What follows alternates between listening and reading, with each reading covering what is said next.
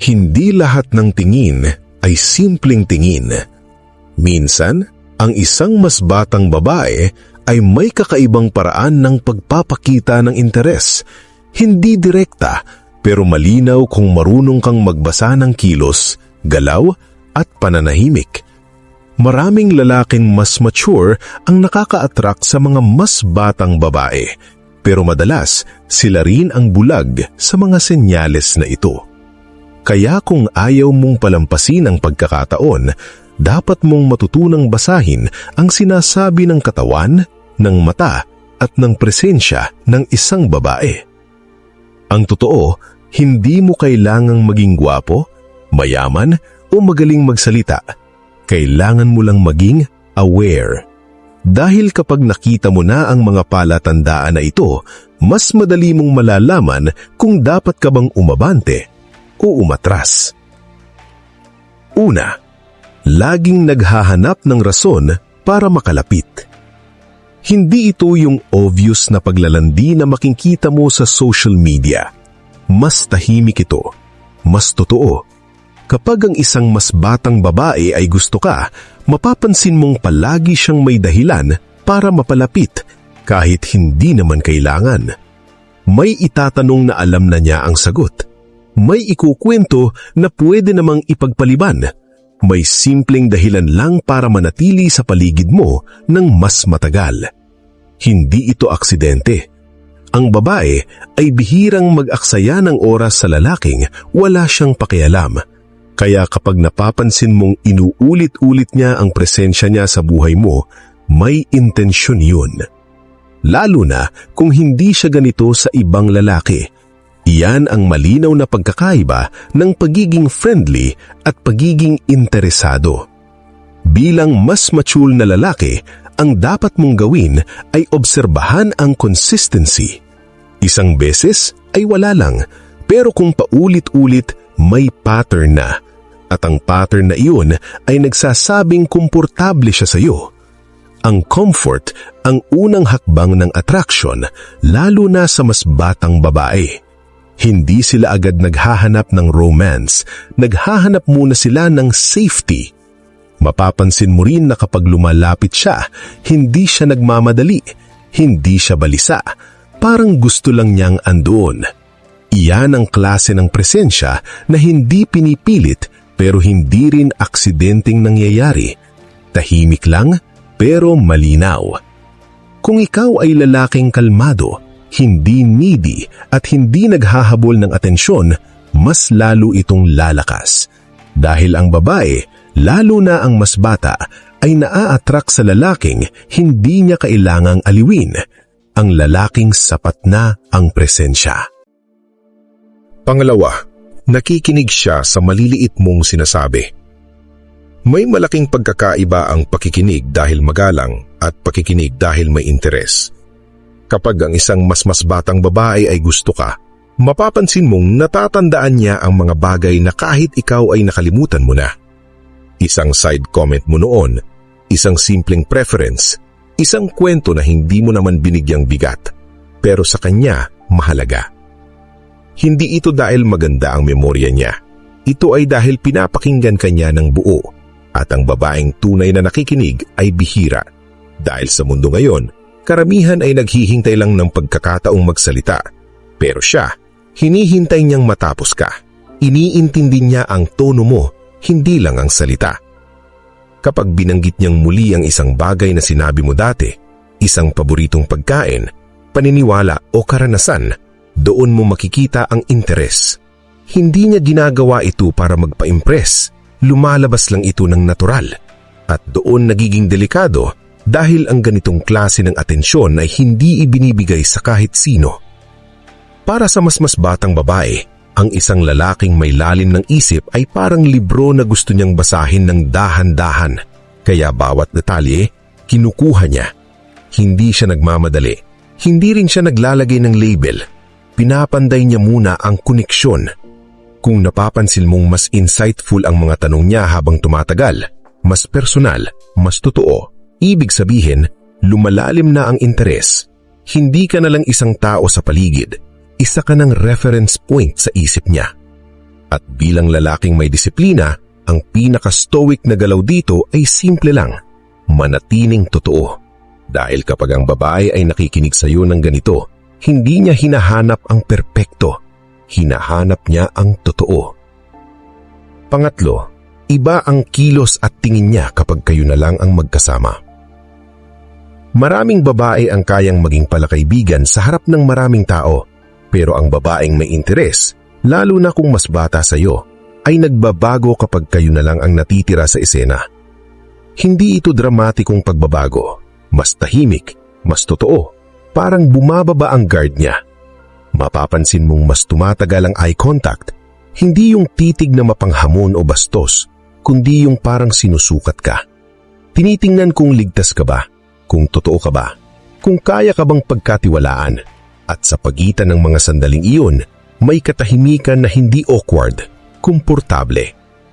Ang boses niya maaaring maging mas mahina, mas maingat ang mga salita. Minsan mas expressive, minsan naman ay mas reserved. Pero ramdam mong hindi na ito performance, ito na siya.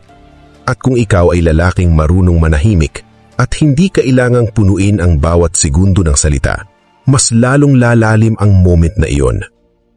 Ang mas batang babae ay kadalasang sanay sa ingay, sa mabilis na usapan, sa instant validation. Kaya kapag nakatagpo siya ng lalaking kalmado at ramdam niyang pwede siyang magpahinga sa presensya mo, nagkakaroon ng kakaibang koneksyon. Doon nagsisimula ang atraksyon na hindi kayang ipaliwanag pero ramdam. Hindi niya ito gagawin kung wala siyang nararamdaman. Dahil kung wala, mananatili siyang pareho sa harap ng lahat. Walang special mode, walang pagbabago. Kaya kapag nakita mong ikaw ang nagiging dahilan ng katahimikan na hindi niya tinatakasan, malinaw ang mensahe.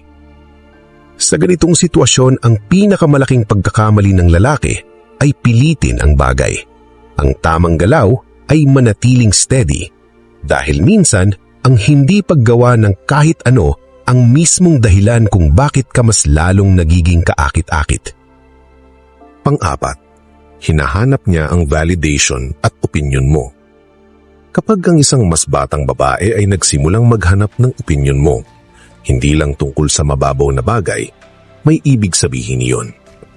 Mapapansin mong ikaw ang una niyang kinakausap kapag may bagong desisyon siya, bagong plano, o kahit simpleng pagbabago sa sarili niya. Hindi dahil ikaw ang pinaka-available, kundi dahil mahalaga ang tingin mo. Maaaring magtanong siya kung bagay ba sa kanya ang isang bagay o ikukwento niya ang ginagawa niya habang palihim na tinitignan ng reaksyon mo. Hindi siya humihingi ng papuri lang. Hinahanap niya ang approval ng lalaking nirerespeto niya. At ang respeto ay laging nauuna bago atraksyon. Para sa mas batang babae, ang opinyon ng mas mature na lalaki ay may bigat, parang kompas. Dahil iniisip niya, kung ganito ang tingin niya sa akin, may saysay ba ang ginagawa ko?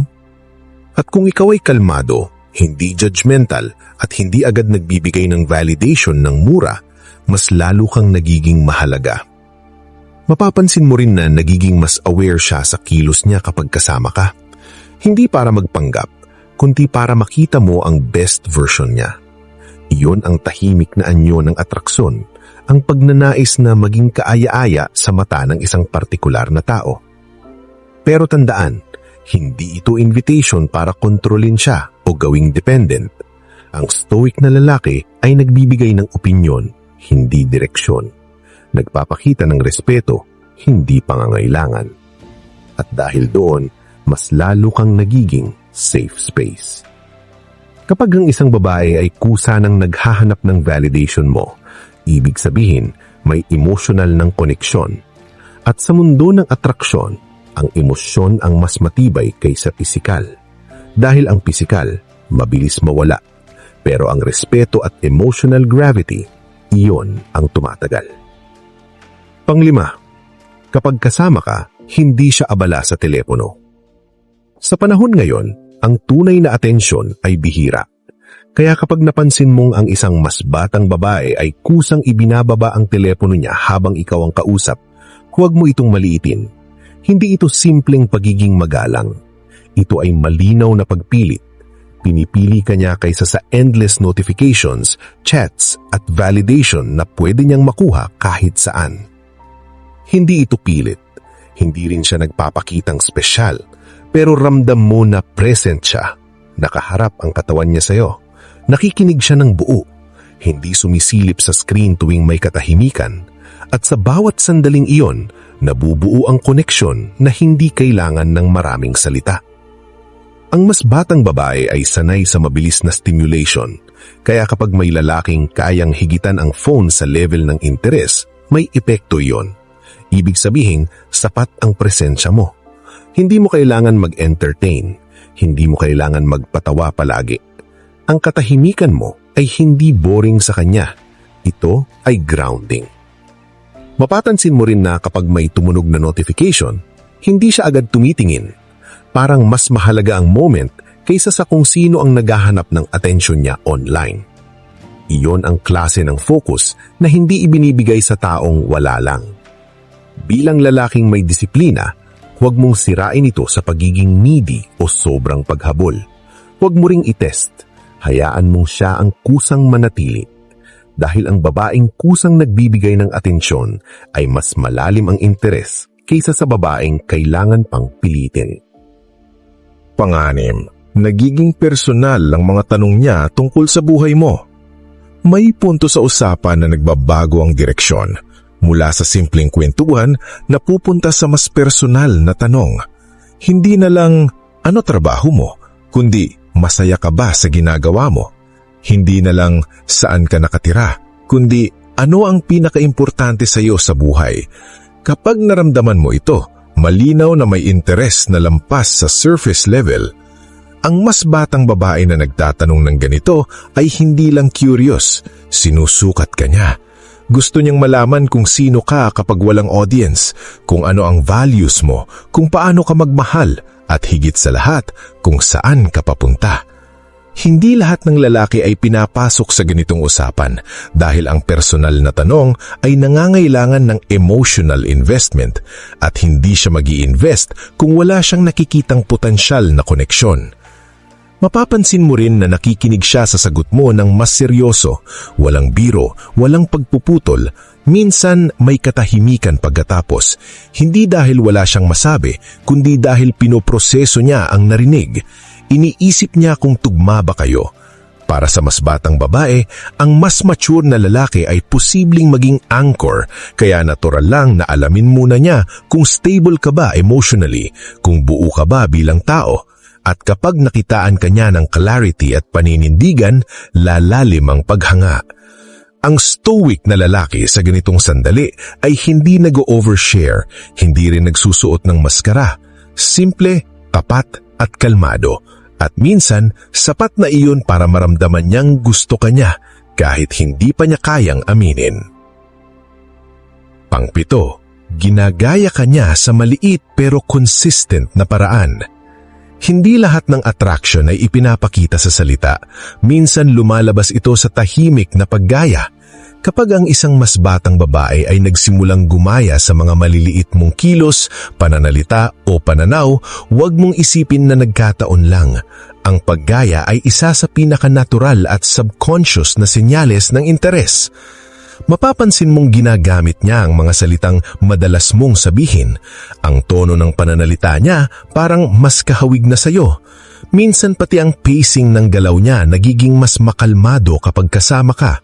Hindi niya ito pinaplano. Nangyayari lang dahil kapag may hinahangaan ng isang tao, kusa siyang umaayon. Maaari ring mapansin mong nagkakaroon siya ng interes sa mga